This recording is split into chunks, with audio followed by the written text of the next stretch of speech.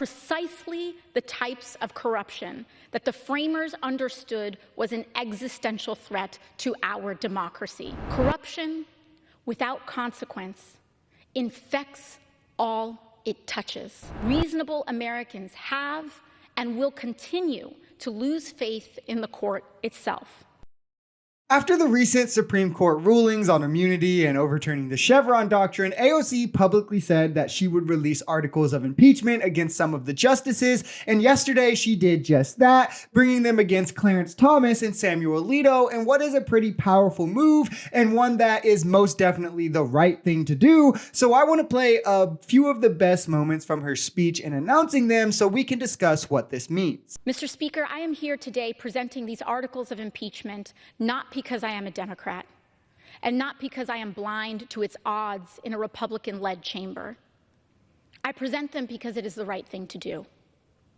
And while our framers perhaps may not have envisioned someone like me in this seat, they absolutely did envision the necessity and value of the impeachment action upon which I seek to advance today. This had to be the most moving part. AOC was showing that there's still real people in Congress. She's not doing this for political party reasons, political gain. It's almost surefire to be shot down by Republicans who could care less about the corruption in politics. I mean, their party is just littered with it. But AOC is doing it because it's the right thing to do. It's the thing that most Americans would want. Most Americans think that the Supreme Court has too much power, that the fact they have no checks and balances is insane, and the fact that justices will take millions of dollars from donors before ruling in their favor is absolutely asinine. This is a needed move, and it's one that I'm glad she's willing to take the stand and make. The abuses of power committed by Justice Thomas and Justice Alito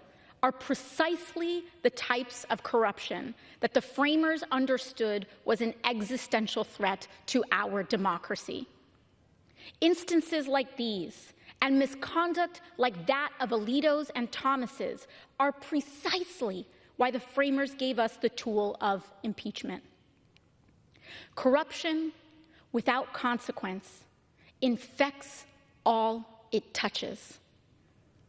And that is why this body, Congress, has a constitutional and moral obligation to hold these justices accountable, to maintain the integrity of our courts, and to uphold the standards of the judiciary and our institutions. If you look at the amount of gifts that have been taken by Clarence Thomas, it's not even comparable. He dwarfs everyone else. It's more than every other justice combined, with over 300 of those gifts being undisclosed in their content or value. And in the ones that we know about, he's taken over $4 million.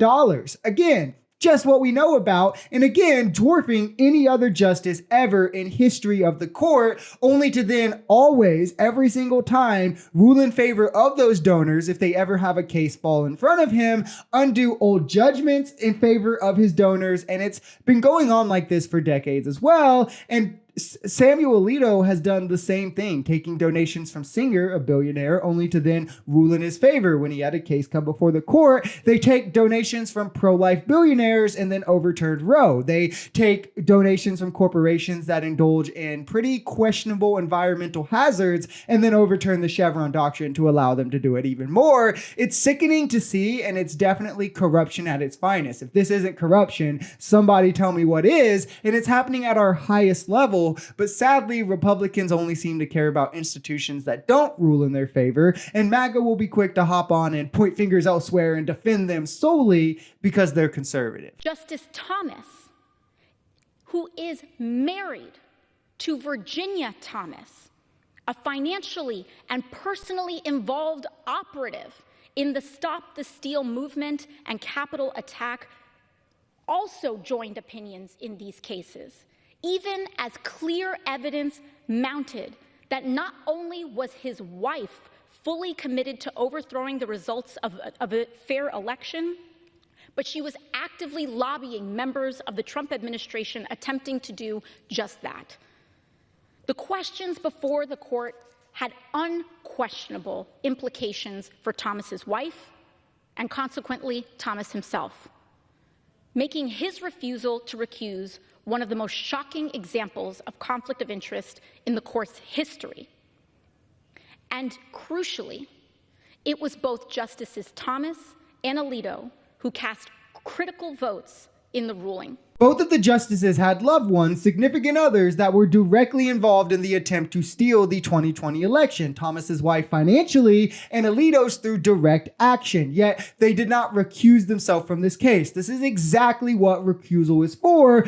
MAGA Republicans were calling for Judge Merchan to recuse just because he had once donated $15 to Joe Biden. But watch how quick they are to try and defend these indefensible actions. I think it's crazy that we allow this much political bias in what is supposed to be the highest and most impartial court in the world, in America, that we have. It's time for radical Supreme Court reform. The court itself hasn't changed in decades, while America has. It now follows that because of Alito's and Thomas's refusals to recuse, everyday Americans cannot, should not, and will not believe that these justices, and consequently the court they serve, is working to uphold the Constitution and put the country ahead of their own individual self-interests.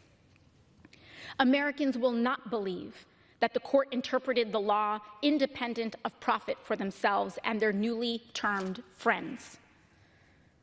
Without action against these blatant violations, reasonable Americans have and will continue to lose faith in the court itself. Anyone who is looking at this objectively and impartially would see the issue. And if you don't, you're clearly being partisan and tribalistic. If you explain this to someone who hadn't been following and you didn't use any party, like you didn't say which party they were in, you didn't say the names of the justices, people would outright say it's corruption. Go to the most conservative person you know and describe this as a judge in a local court in your hometown who just got discovered taking millions from rich guys and then always ruling in their favor, and watch the response. And then add in that they're conservative and their names, and watch how MAGA is so brainwashed they will instantly jump to defending or pointing fingers to other situations, trying to do whataboutism when nothing is comparable to $4 million, 400 gifts, never once ruled against a donor. If you enjoyed this video, we're Social Society. We're a commentary channel influenced by politics, society, and the economy. We are pretty left-leaning on this channel, but we're open to our right-wingers as well. The biggest thing here is having conversations that get everyone to the bottom of the truth. If that sounds like something that could interest you, consider smashing that subscribe button, leaving us a like, or even commenting on this video. We even have memberships available as low as $3 if you'd like to support, because the only way we become a society is together. Peace.